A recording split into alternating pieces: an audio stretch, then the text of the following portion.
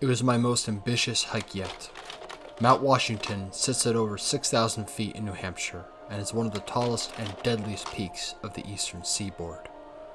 Washington has gained its reputation for brutal weather conditions, causing many hikers to die of hypothermia.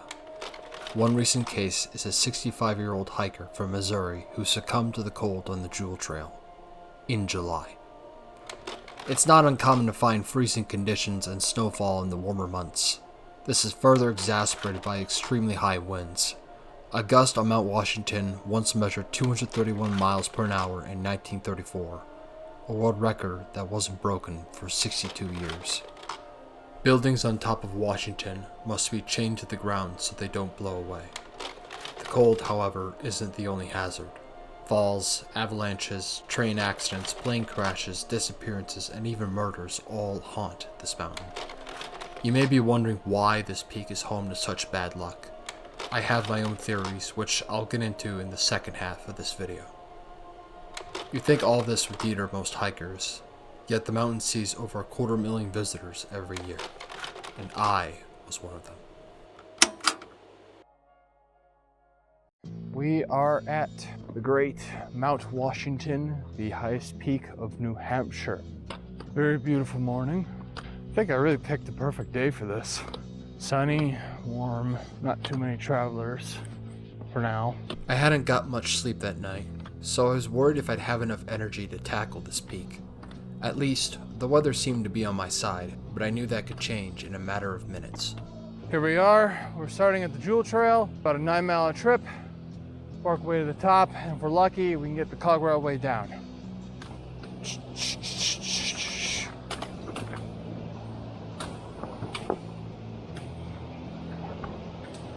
It's supposed to be really cold towards the top of the mountain. That's why I brought a jacket today. All right. Lovely stream here. I don't know where they put the trail. I don't think this is it. Where is it?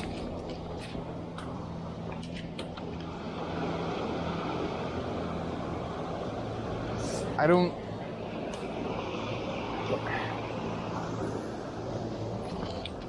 This is confusing. I don't know where to go. I guess the only way is really through this river. It's just finding a good pathway. That log looks way too slippery.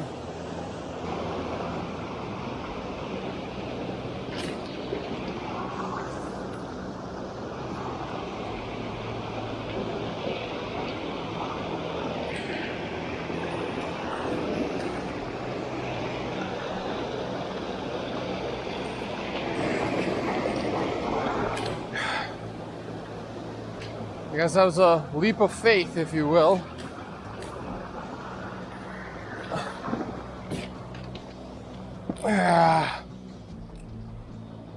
There. Now there's no fucking trail. I found the trail eventually, but I knew time was of essence. While I could potentially take the cog railway down, I had to treat a long hike down like a possibility. And Mount Washington is no mountain you want to hike in the dark. I was feeling some cool air on my skin. It is a beautiful day.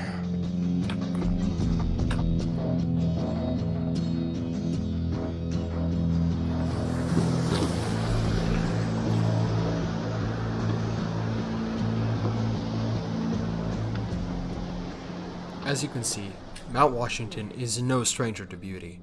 Sometimes I felt like I was walking through Middle Earth. Just as I was taking in the sights, I started hearing this odd whistling sound. It didn't sound at all like the train whistles from the cog railway. It could be a plane, but it didn't quite sound like that to me. I'll play it, and if you think you know what it is, let me know in the comments.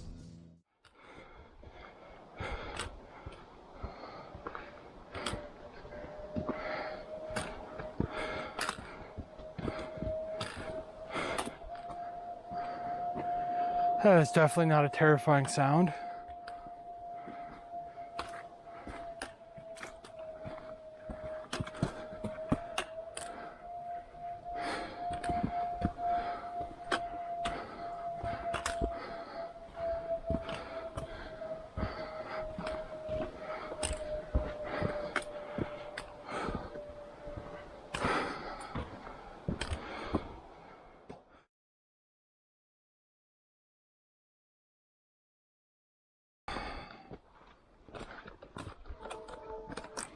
And that's the train whistle.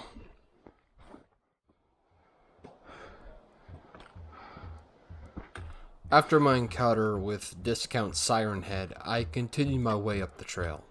The sun was shining and the weather seemed promising. I noticed the tree line was growing thinner.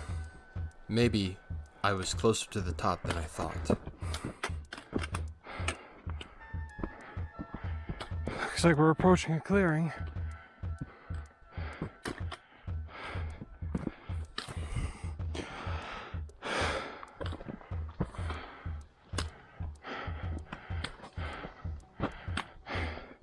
This is probably knocked down to some sort of storm. This is not a very well maintained trail. It's just very dense foliage here. A lot more rocks than I'm comfortable with. It was true. I'd made considerable progress up the mountain, but with my lack of sleep, my breaths grew heavy and deep. I felt tired already. I had no choice but to keep moving forward. That's when I encountered an unusual stranger on the trail.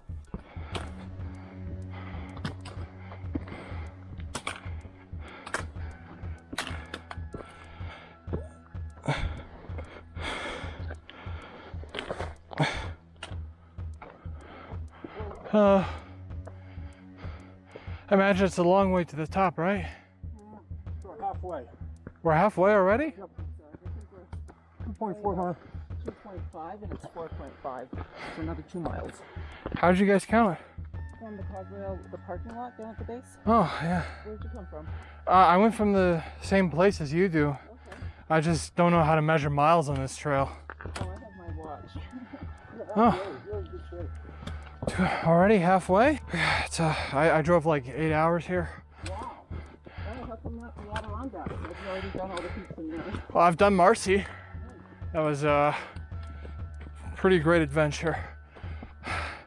But you know, Marcy, that took me 17 hours. I'm surprised I'm already halfway up the mountain. My hope is that I can just take the train down and that way I don't have to endure a descent. You got bad knees? My knees are fine.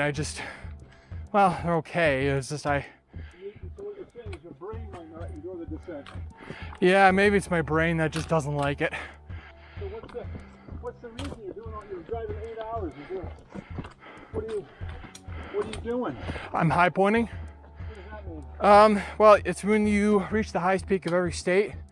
So this will be state number 9.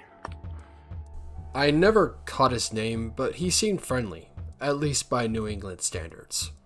Once he found out I was a YouTuber, he started pitching his idea for his own YouTube channel. But I think the paradigm has changed. Yeah? You gotta think out of the box. I like living off the trash of society. People don't want finding value in things that people discard. Really? Metaphorically, allegorically, and realistically. Yeah. Hey, so I'll tell you my idea and tell me what you think.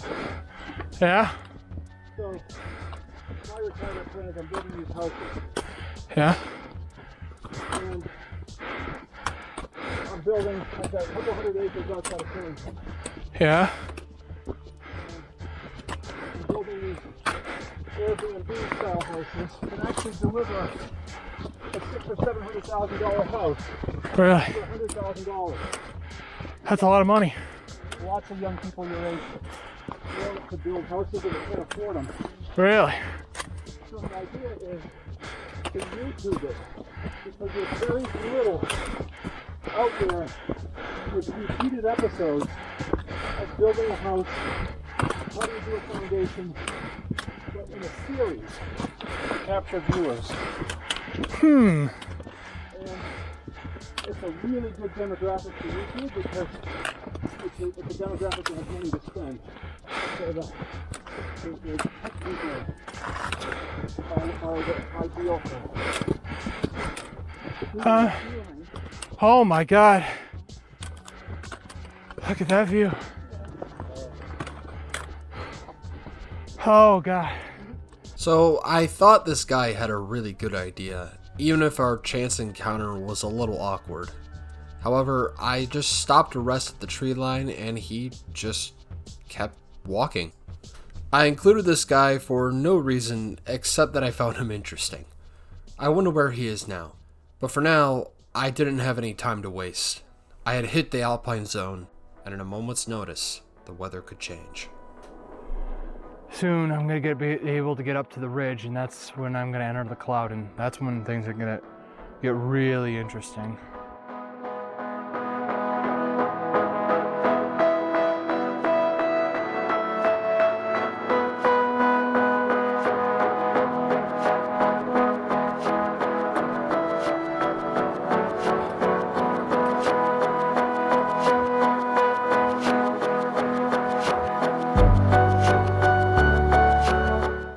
I think of Mount Washington as a castle in the sky, impenetrable to humankind. Sometimes you wonder if nature really wants you here. If the clouds decided to unleash rain or snow, nature could make an example of me. Every part of my body told me to rest, but I had to keep moving.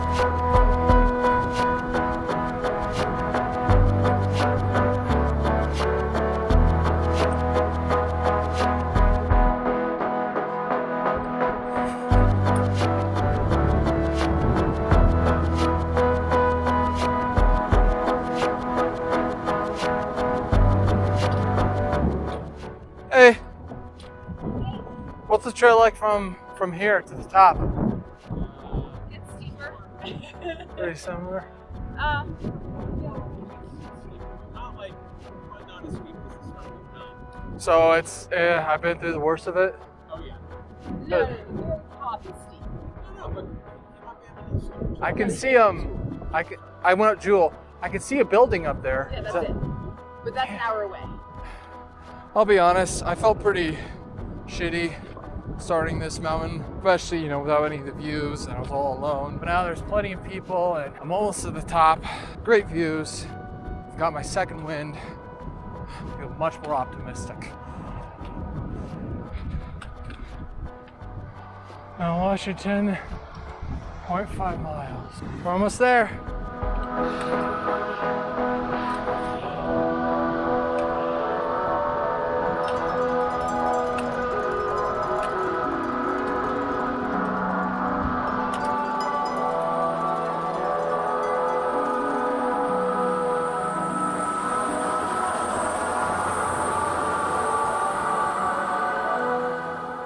After the cog rail car passed, I could finally see it.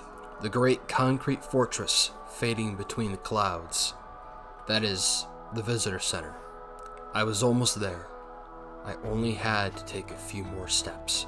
Alright, looks like we're almost to the summit. Just a few more steps to go.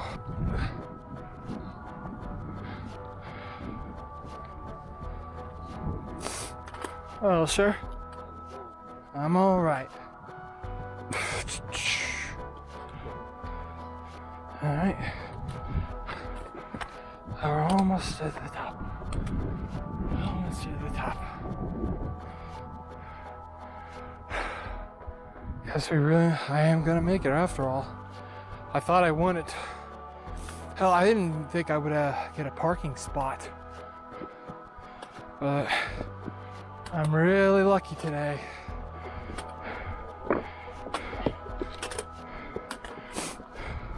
Oh, I'm sorry. Thank you very much, ma'am.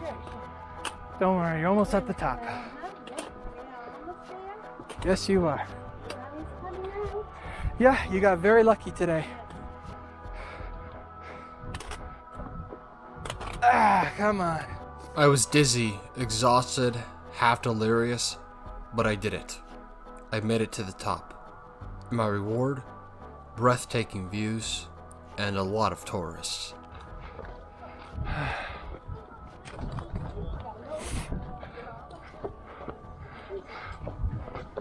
said don't go in front of me. Sure. Thanks so much.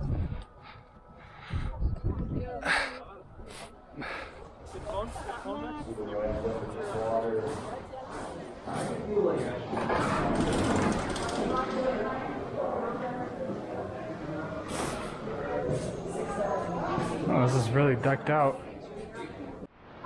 All right, we're at the summit with the lunch of the champions, a chili dog. This cost me $6. Barks root beer, $3. And this can of cocktail fruit at Aldi's for like, I don't know, less than $1. We're in the highest summit, one of the highest summits of the East, and we shall eat like kings.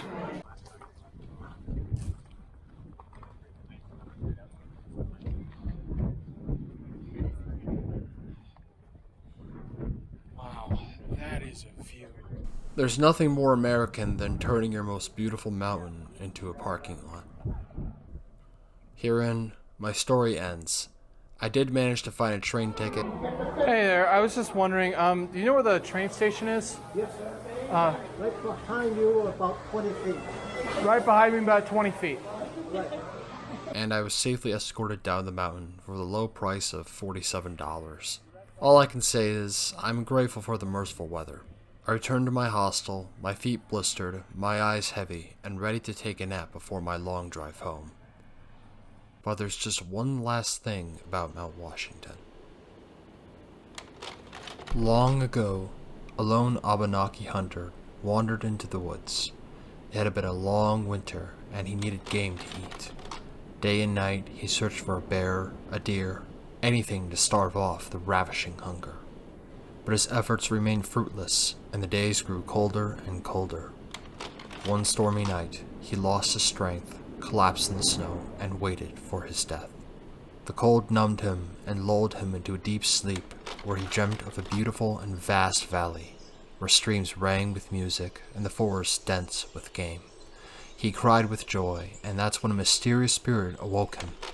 The spirit gave him a lump of coal and a spear, and told him of a nearby lake where he could hunt a fish and build a warm fire. With a newfound courage, the hunter ran through the snow and found the frozen lake. He pierced the ice with his spear and pulled out a fish. He set down the coal to start a fire, and when he sparked it with a flint, the coal burst into a blinding smoke and a deafening thunder. Out of the coal grew a towering pile of rocks, out of which flowed many streams, and a powerful voice spoke to the astonished hunter. Here the Great Spirit will dwell and watch over his favorite children. This is one of the many legends surrounding Mount Washington. The mountain was believed to be so sacred that anyone who dared to climb it may be struck dead. But in 1642, Darby Field would attempt the first recorded ascent of the mountain, accompanied by 2 native guides. The Abenaki pleaded with him not to climb, as not to invoke the wrath of any spirits. It is suggested that Darby Field made this hike to show the Abenaki that European colonists were above their superstitions, that if a stranger can conquer their holy mountain, perhaps they were to be revered and respected themselves. And it worked. This changed the perspective of a powerful chief past Conaway and making him more wary of his dealings with the colonial rivals. Most deaths on this mountain can be attributed to bad weather. Many hikers expect a casual hike and often find themselves wrestling with one of the deadliest peaks of the US. I don't think Mount Washington is cursed, but I don't blame the natives for believing it is. Many cultures in the world regarded certain mountains as holy, often seeing them as passageways to heaven. A mountain was not to be appreciated, but revered.